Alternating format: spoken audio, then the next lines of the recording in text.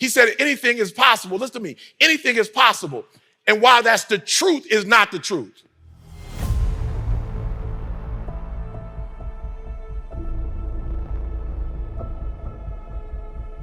It's the truth because you live in the United States of America. It's not true if you're from a third world country.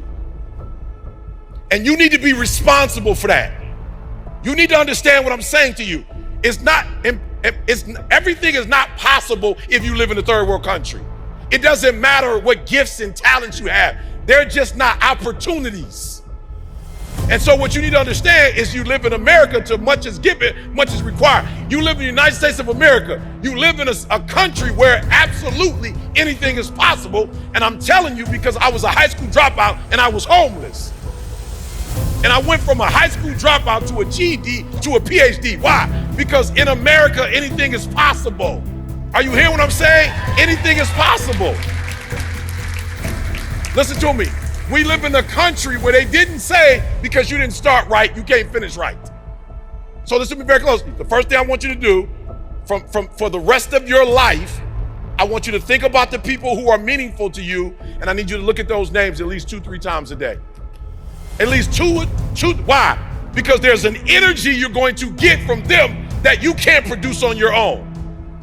Now, what do I mean by that? You've seen women who've been chased running with their child and a dog comes out of nowhere, and you would see either a mother chase that dog away or get away.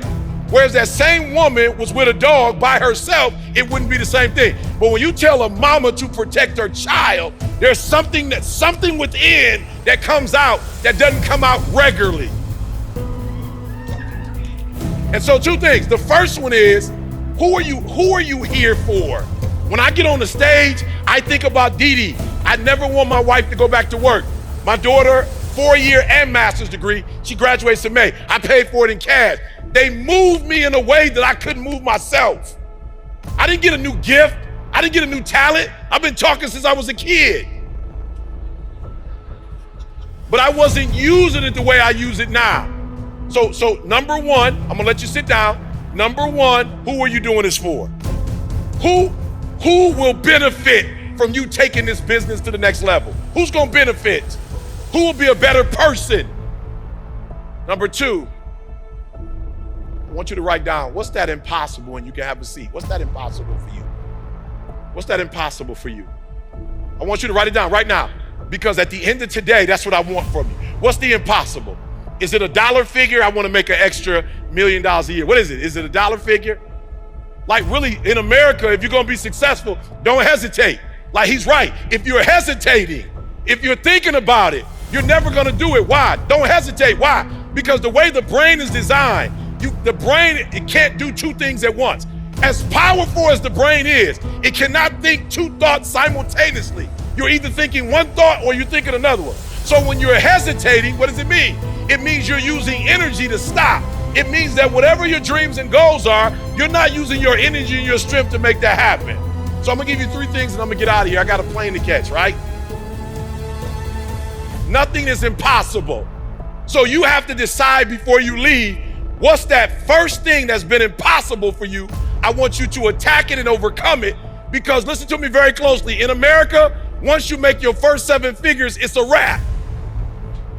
Listen to me very closely. I'm just being honest with you. High school dropout. My mama got pregnant with me at 17 years old, south side of Chicago. My grandma had 14 kids in a 3-bedroom house with 1 bathroom. We come from poverty. My mom had a different name. I don't even know what she called it. Like, she had put an adjective with the poverty. I don't know what she said, but it was like deeper than poverty. Objective poverty. Something she said, I was like, wow, that's crazy, Ma. She was like, we didn't have nothing. Like, my sister's shoes, I got her shoes. Her clothes, I got her clothes. And we got it from welfare. My mom, she was like, son, when I tell you poverty, you don't even know what poverty is. This is where I come from. So I'm saying this to you because there are no excuses. If I can come from a 17-year-old female that got pregnant and my biological father was not in my life, high school dropout, lived in abandoned buildings and got to this point, you can do it too. Why? Because we're in America and we can't say that everywhere in the world, but in the United States of America, nothing is impossible if you're willing to put in the work, if you're willing to put in the grind. We live in a country of opportunities. I just got a call from one of my staff members. She said, Eric, we got a slight challenge. I said, what's the challenge? She said, Isaiah's here to do video you. I'll be here on the 4th. I got another engagement here on the 8th. She said, well, he wants to, do your book release. I was like, okay, what's the problem? She said, well, the Penguin Publishing Company sent your book to your house in California. I said, okay, what's the problem? She said, well, we need to get the book from California and get it to you in Vegas so you can show it, but you live, listen to me very closely. I want y'all to hear what I just said. We live in America. We live in America. They were gonna give me $500,000 just to write the book. I live in America. You calling me and telling me you want me to write a book?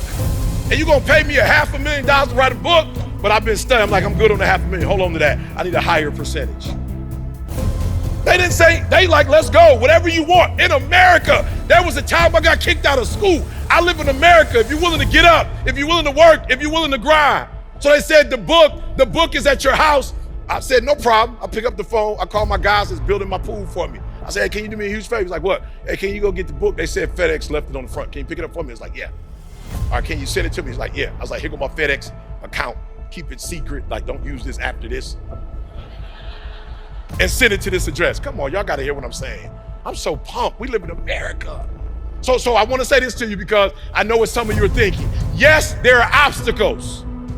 1000%. You like, Eric, matter of fact, I remember once I was talking about United States of America, whatever, and some people that I'm close to was like, you was talking about America like it ain't no problems. I said, listen to me very close. You gotta hear what I said. I never said anywhere was perfect, but I said in America, if you put in the work, it can happen. I said, you didn't hear what I just said. Yes, there are obstacles. Yes, there's trials. Yes, there's tribulations. Yes, there's roadblocks. But whatever the roadblock it is not as deep as my wife with MS, and she ain't never going back to work. So I don't care what the obstacle is. I will find a way to get through the obstacle to get what I need so she can have what she wants.